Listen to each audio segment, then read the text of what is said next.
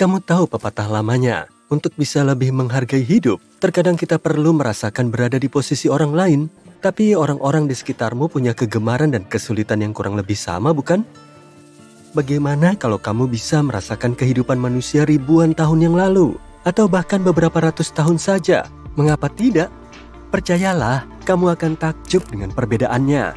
Begitu juga kesamaannya. Kita mulai dari masa saat belum ada ponsel pintar, waralaba makanan cepat saji, bahkan juga belum ada listrik. Yang kumaksud adalah zaman batu. Pada masa ini, nenek moyang kita hidup di dalam gua, gubuk sederhana, atau tipi. Nggak banyak yang mereka lakukan, selain berburu dan meramu untuk memenuhi kebutuhan makanan.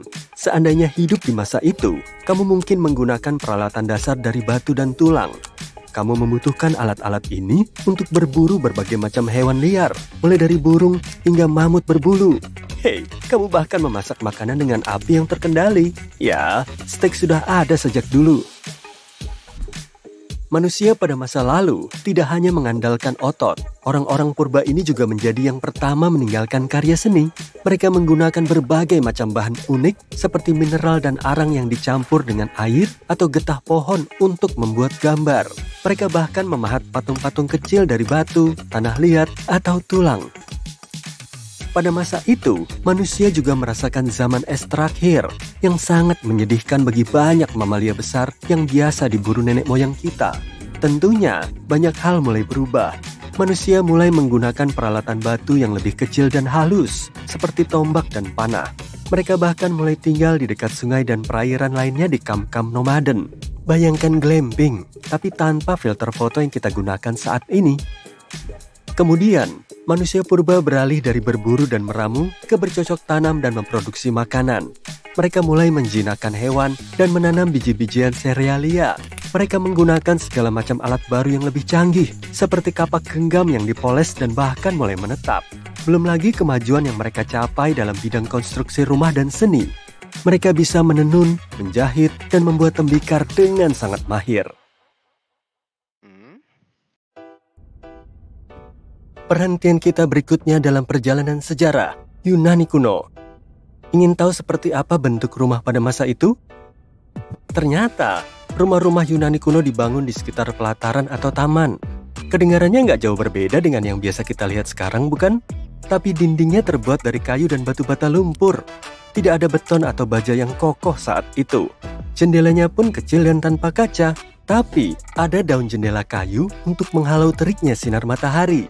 Kamu mungkin gak akan punya banyak perabotan di dalam rumah, tapi kalau kamu cukup beruntung menjadi orang kaya, kamu mungkin menghiasi dinding dan lantai dengan ubin dan lukisan berwarna-warni. Sayangnya, saat panggilan alam datang, banyak rumah gak dilengkapi kamar mandi. Jadi, orang-orang harus bergantung pada bejana kecil atau bahkan mandi di sungai yang ada di dekat rumahnya. Bayangkan betapa canggungnya situasi itu. Cuma orang kaya yang bisa menikmati kemewahan mandi di rumah. Pada malam hari, orang-orang Yunani kuno tidur di atas tempat tidur yang diisi dengan wol, bulu, atau bahkan rumput kering. Dan karena nggak ada listrik, satu-satunya penerangan hanya berasal dari kerlipan lampu minyak dan lilin. Mau bicara soal mode, rupanya banyak orang berjalan-jalan tanpa alas kaki.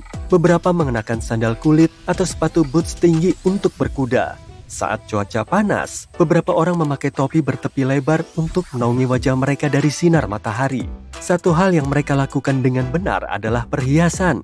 Mereka memakai segala macam perhiasan, mulai dari gelang, anting, dan bahkan kalung. Nah, soal makan, pria dan wanita biasanya makan secara terpisah, dan orang-orang kaya selalu makan di rumah. Sedangkan mereka yang kurang mampu makan di tempat umum. Tapi semua orang makan menggunakan tangan loh. Jadi, makanan sudah dipotong-potong lebih dulu di dapur. Ingin jadi kesatria di abad pertengahan? Pada masa itu, para kesatria berkelas hidup mewah seperti bangsawan. Tapi perlu kamu tahu, mereka bukan pemilik tanahnya. Mereka hanya mendapat hak atas pendapatan dari sebuah rumah bangsawan atau lahan lain dari tuan tanah. Dan seiring waktu berjalan, tanah-tanah ini diwariskan dari generasi ke generasi seperti warisan keluarga. Dan lupakan soal membagi tanah kepada semua ahli waris. Sebagian besar tanah diwariskan kepada anak laki-laki tertua. Maaf ya saudara-saudara yang lain. Belum lagi soal hierarki. Masyarakat pada masa itu sangat terbagi-bagi.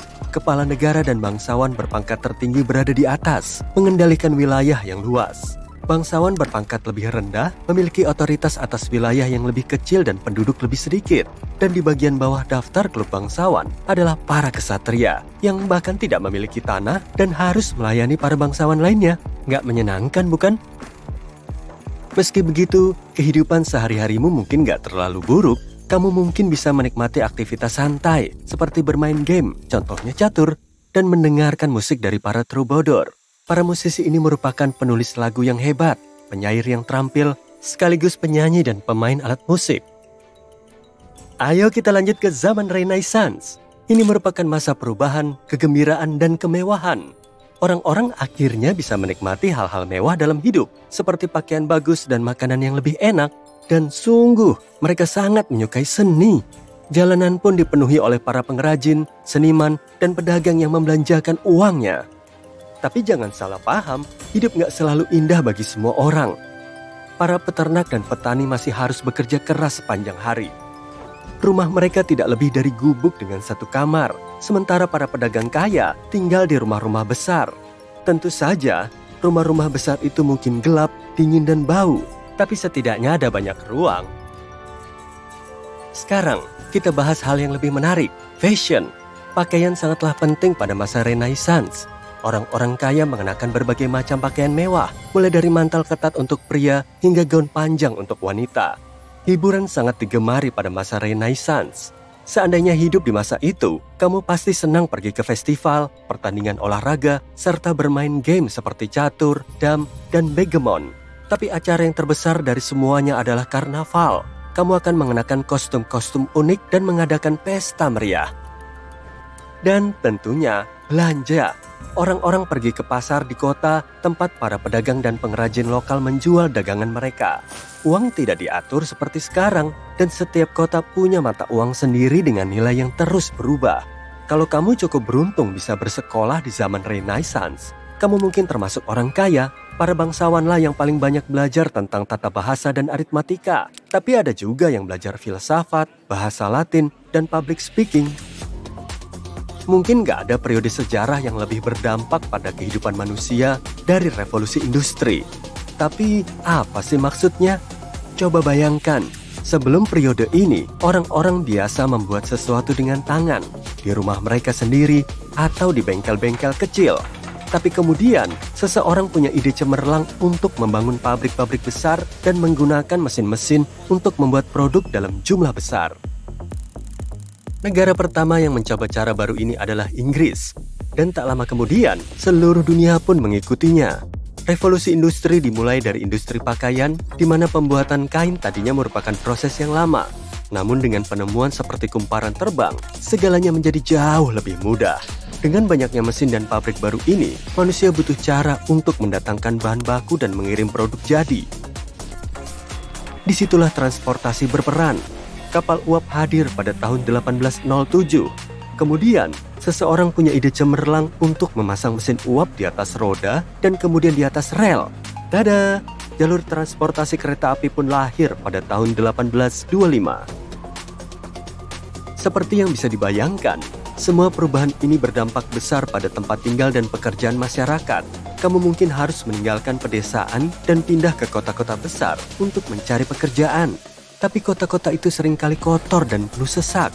Dan meskipun mesin membuat pekerjaan menjadi lebih mudah dalam beberapa hal, bekerja di pabrik menciptakan banyak masalah bagi para pekerjanya.